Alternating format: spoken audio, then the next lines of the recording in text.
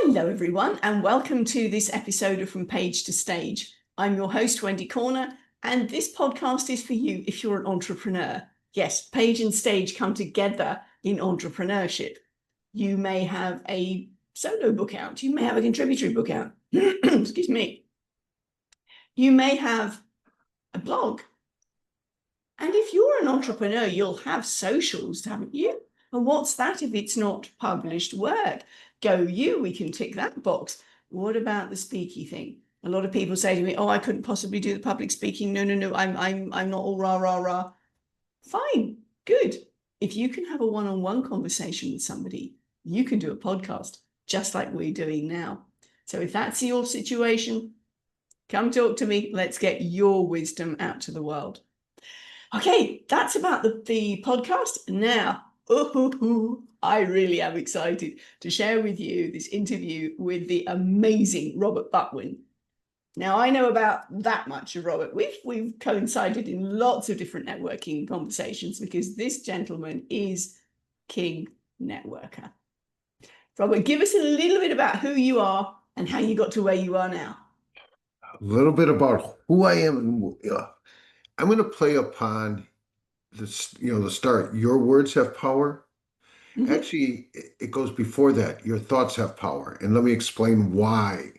Because your thoughts become your words. And when I started my journey, I started listening to a cassette tape series by Michael Gerber, The E-Myth. And he talks about how most businesses are going to fail. And I'm thinking of my thoughts as I'm listening to what he has to say. And I said, that's not me. Failure was not an option. So, because it starts with what you think, and then you express it in words. So let's go up to the next level as far as your words have power. And it goes from... And if I can stop you for Sure, a minute, Robert. Of course. We think in language, so we actually do think in words. So you're quite right. The importance of those internal words is even more important than what we say out loud. Exactly. And it goes from the first time you meet somebody. When we got on the conversation today, how are you doing? And it's amazing how many people say, okay. Okay is not I don't have the luxury of being okay, because again, I understand your thoughts, your words have power. And so everything that you speak, every time you speak it to whoever you speak it to, has some kind of impact in the cells of your being. So, okay, now let's take a look at how I got started. And, a lot of what you're talking about is from page to stage, and I'll discuss that. But before we even do that, when I started my entrepreneurial journey, I went to an event and I was supposed to get up and speak in front of the group. And ultimately, within the first 30 seconds or less, my knees buckled, my eyes rolled back in my head, and somebody had to come and bail me out. So my wife at the time knew that I needed to go to Toastmasters, because anything and everything that you do, if you've got this vision of what you're really looking to accomplish, you've got to work hard on improving your skill set. This was before I wrote a book. This was before I did anything in social media.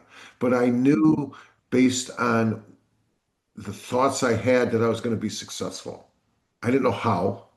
And I knew that I needed to perfect the aspect of communicating myself to many, myself to one-on-ones, and when I started back in 1984, I saw the value of networking. And networking is a verb, and networking is the bridge, to creating the impact, to creating the lifestyle, to creating the wealth that you're looking to aspire to. So I realized I better start creating the right meaningful relationships that would allow me to create the kind of impact that I really wanted. Yeah. Oh, so good. So good. You're quite right, isn't it? It's that communication with ourselves and with others that builds the connections, builds the rapport.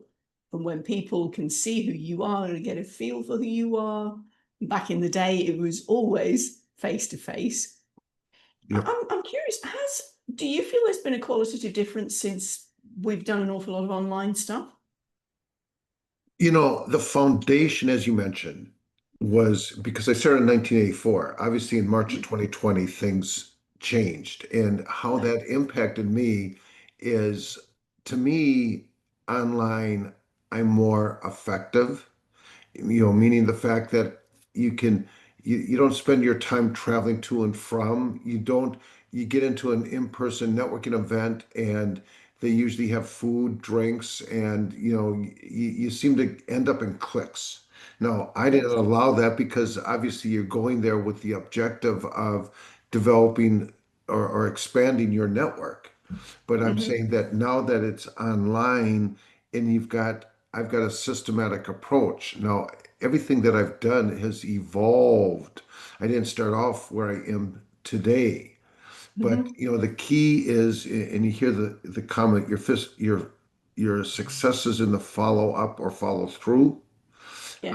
And so with automation, you're able to do that. I use Engage Pro, and so that every time after I have a one-on-one conversation with somebody, they get with their name up front an email 3 days later inviting them because part of the key in what I've learned, the more that you give, it comes back to you, giver's gain. You've heard that expression. And so if you show up focused on being of value to the other person without Hmm. worrying, and most people think me, me, me. And I tell people they need to flip the M upside down and go to we. You know, Yeah. no, I'm not French by nature, but Love it. Yeah, that's it, isn't it? It's having the sense of, and this is something that I talk to speakers about when we get down that far, is that one of the things about your nerves is you're focusing in on you. If you flip your intention to focus on the audience and serving them, it's amazing how those nerves come down 100 notches. And it's all about the service. Yeah, love it. Okay, Rob, I want to take you back in time. sure. When did you realize that writing was something that you were good at, you could enjoy? Because you've got one book out already, and we're kind of on the cusp of getting your next one out. Tell us about how you got to start writing in the first place. Well, you know, I didn't start in the first place. Somebody, because I was successful, said, Yes. you need to write, you need to have a book. And Hmm. he mentioned, all the different reasons. Of course, he wanted to publish a book. He had a team of ghostwriters.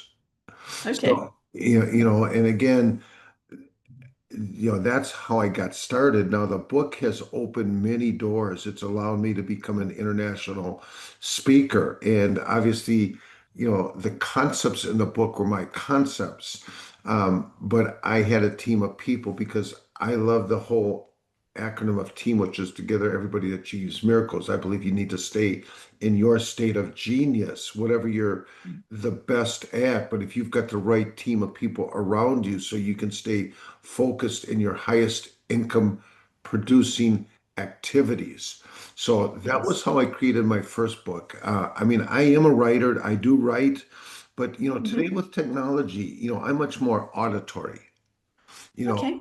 so you can speak your book, and then Yes. you can go from there to refine it. My wife's an amazing proofreader, and I mean, so again, if you understand the importance of why you're doing the things that you're doing because you've got a strategy and your objective is to get your message out, because most people are looking for visibility, credibility, and connectivity. The book creates you, will lead you to stages. It'll give you more visibility, which creates Hmm. credibility.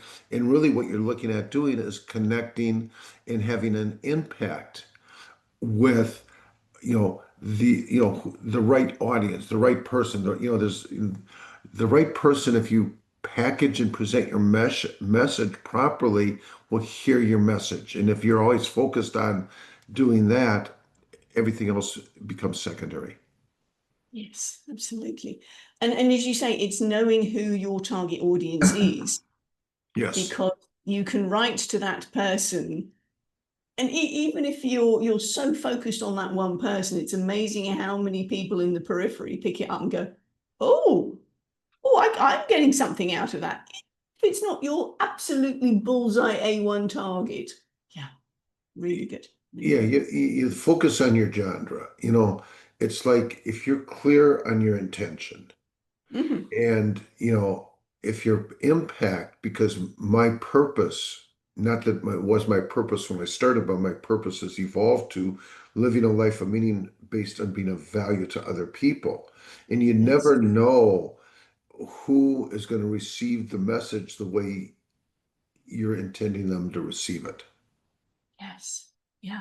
And on that point, actually, I was reflecting with another of my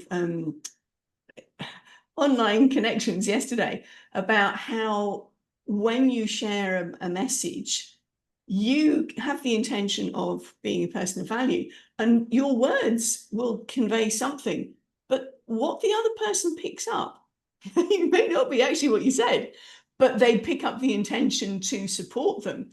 There was an incident a few years ago where I was talking about one thing, and this lady came to me afterwards and said, "Thank you so much. You've given me the courage to make XYZ decision." And I'm going, okay, thank you. Well, did you get that from what I just said? But that's fine. That's what you needed to hear. That's what you picked up. It's back to the intention again, isn't it? Yeah. You Mm. know, that's a really key point because the other person's perception is their reality, and their perception, the root of the word perception is precept, and everybody is coming from a different filter. So Yes. you're communicating based on everything, everything who you are, and the way you feel, the way that you want it to come out, but you never know how the other person is going to pick it up. But you always Yes. want to catch feedback, and you want to have some kind of mechanism to understand the feedback to make sure you're on track. Yes, absolutely. Absolutely. Oh, brilliant. Thank you, Robert. So tell us, we've kind of touched on your writing journey. This next book is coming out kind of before the end of the year. Oh, before I go to South America, I'm headed to South America November 3rd, and it's Oh, part of fun. yeah. First of all, I've said from stage, and I truly believe it as you and I are speaking today. It's easier to become wealthy than any other time in history. I, Hmm. for multiple different reasons, I know that to be the truth. But you've got to take the right actions. I mean, I got off a stage one time and somebody asked me, "Was it easy?" I didn't have to think to respond. No, it's not easy, but it's worth it. It's worth it once you break through. So, as far as part of the next book is multiple streams of income, which is what I've been living for a long time. Unfortunately, a lot of the advice that I see people giving I think is slightly off, and I can give you a couple of different examples. They say pick one thing and stay totally focused on that one thing. Well, if I've got just one thing that I'm focused on, and you're not interested in that one thing because we're having a conversation that is meaningful, it's nice to have a plan B. That's one thing. The other thing that you quite often hear about, it's know, like, and trust. And Yes. I think that's backwards. If you like somebody, you're going to take the time to get to know them, then you determine if you can trust them. But you don't Mhm. start, so the point is, you've got to figure out in your mind what your truths are as it relates to what you're looking to accomplish. And right now, based on many different things that are happening in the marketplace, there's a lot of confusion. So Mhm. all you can do is operate based on your truths. Mhm.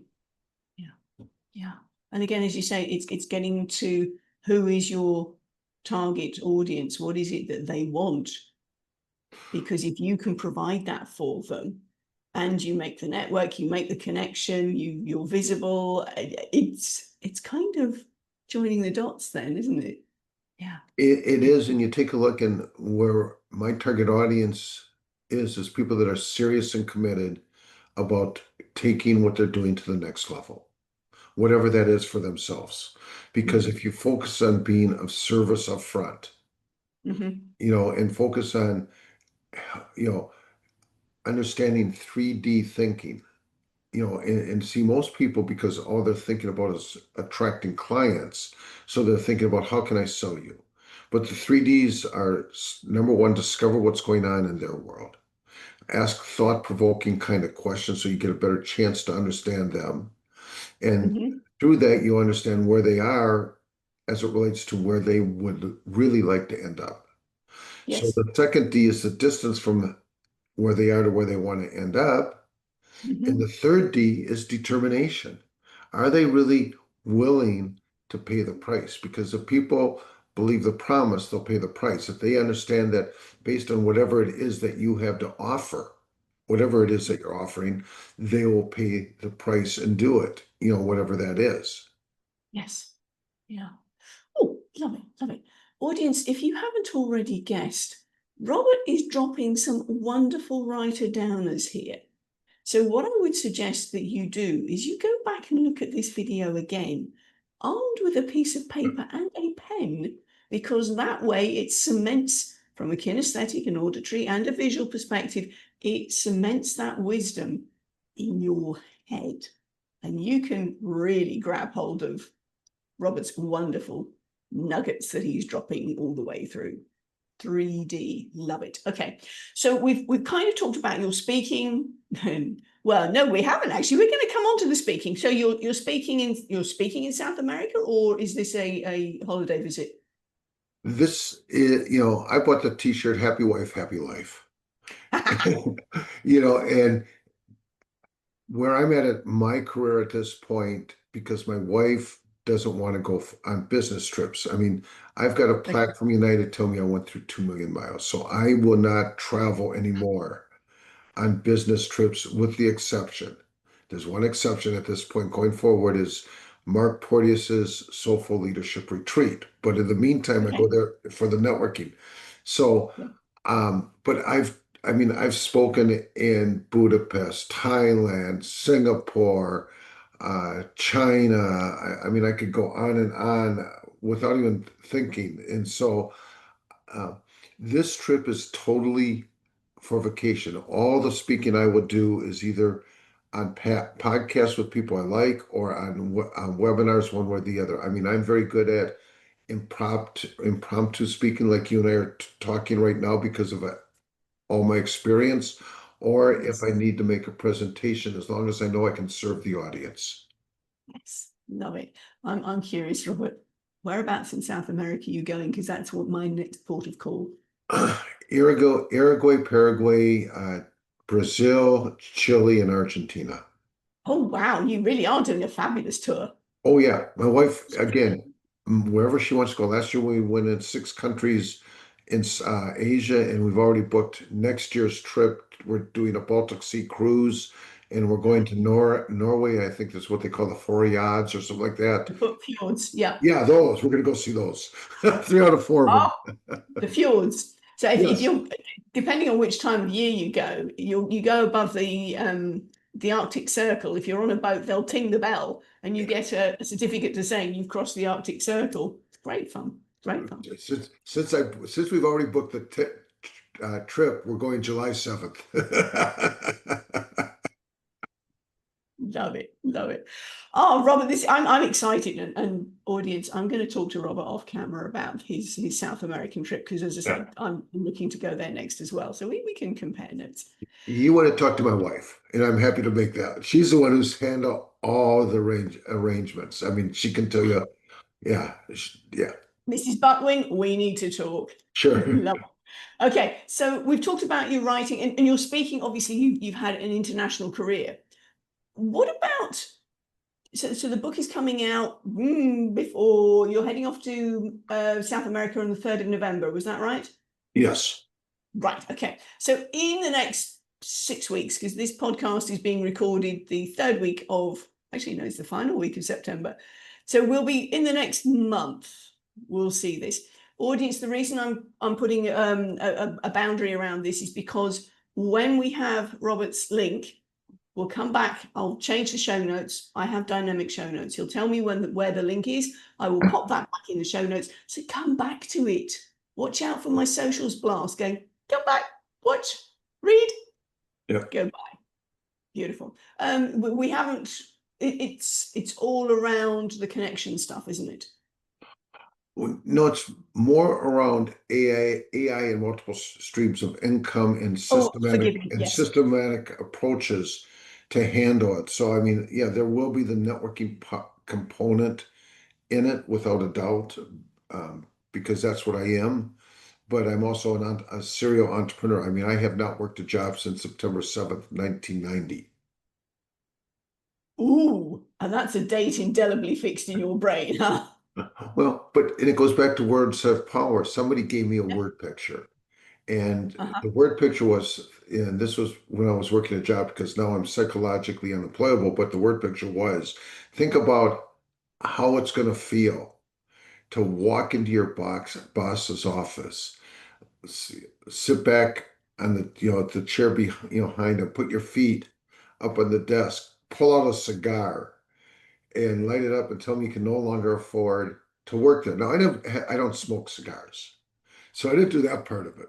But as I was working on creating my freedom as an entrepreneur, that word picture, again, words have power, and that's why it's important to understand the power of your words and how that plays into creating the success that you aspire to Yes. accomplish. I love it. I love it. Okay, so tell me, when you speak from stage, how do you embody your words that you've already written? So I mean, from page to stage is the name of this podcast. So how do you as a speaker embody your written words as you're speaking? Well, a couple of things, because I started to tell you my journey as a speaker. It started with Toastmaster, and then I Yes. went to a guy, he's passed away now, a guy named Bill Gove. And the two key things that he taught me from talking about stage is number one, getting over the lights, connecting with your audience. And second of all, as it relates to what you're talking about right now, because as you get older, he talked about having 5-minute vignettes. So my vignettes are acronyms. And today with AI, and you've got like Gamma, and through Gamma, you can create your PowerPoint to keep you somewhat on track with the right pictures. Because Yes. myself, I've been involved for so long at such a level, and there's so much information, and people claim that I'm ADD, ADHD, but again, it's like, how do you sort of have some kind of sequence of from how you open to where you really want to take the people listening to your message? And so that's where you can use AI tools like Gamma or other ones similar to that. Okay, yeah. And also audience, one of the things that I talk to my speakers about is, the death by PowerPoint, where you've got all the text written up Yeah. and you as a speaker are basically reading your text, which is absolutely rubbish because we read approximately on average 250 words a minute. We speak on average 150 words a minute. So your audience has already gone through all of it when you're halfway through and they're going, what's for tea tonight? Oh, did I leave the iron on? And other such gorgeous thoughts, and you've lost them. Yeah. So just an image. Yeah, 100% agree. Like 90% of what you've got, there's a book called Beyond Bullet Points, and it goes exactly with what you just talked about. The images, and that way you can stay on track, and you've got the different acronyms in your mind as it relates to your key points. And yeah, there's an old saying, one picture's worth 10,000 words. Exactly. Absolutely. Beautiful. Thank you, Robert. As we're kind of winding up, I'm wondering, do you have any final words of wisdom for us? Wow, I've always got final words. You've got lots Oh, of words of wisdom. there's always those final words. Part of the key in life, it doesn't matter where you started or where you are now. The key is the direction you're headed. And again, you can always change direction, but where you Yes. choose to end up. Life is about our choices. You know, when I Mm, started speaking, I wasn't a natural speaker. I had to learn how to be an entrepreneur. I had to change my mindset. So, and that's part of the reason why I say I believe it's easier to become wealthy today than any other time. When I started my journey, it started with listening to a cassette tape by Wayne Dyer, How to Be a No Limit Person. Well, I yes. spent a lot of money reprogramming my mind. Today, you can get it virtually almost all for free. You know, you got Mm, YouTube channels. I mean, Jim Rohn. I mean, there's many great people that their legacy, is, the way they've written their words, spoken their words, and you can access that today at very little or no cost. yes, exactly. Yeah. Oof. So changing your mindset, being prepared to choose a different route. And Yeah. your intention. It's like when I started, as I was dating the lady that I've been happily married to for 40 years, I turned to her and I said, there's nothing or nobody that's going to stop me from succeeding. I was clear on my intention. I didn't know how. Mhm. I just know I knew that I would. Yes. Yeah. Direction, determination. What was the other? You had another D. Was it direction, determination? Discover, distance, and determination. Yes. So there you go. 3D thinking. Oh, Robert, we could talk for hours. And we have already kind of off camera and in other networking meetings. But audience, is this gentleman full of wonderful wisdom? Go back and watch this again on with your pen and paper. And then think about, really concentrate and think about the nuggets he's dropped. Because as you process this, as you can adapt your internal language, you can discover, you can be the direction, and you can be determined to support your ideal client. Oh, thank you, Robert, so much for sharing your from stage page to stage. Bye from us.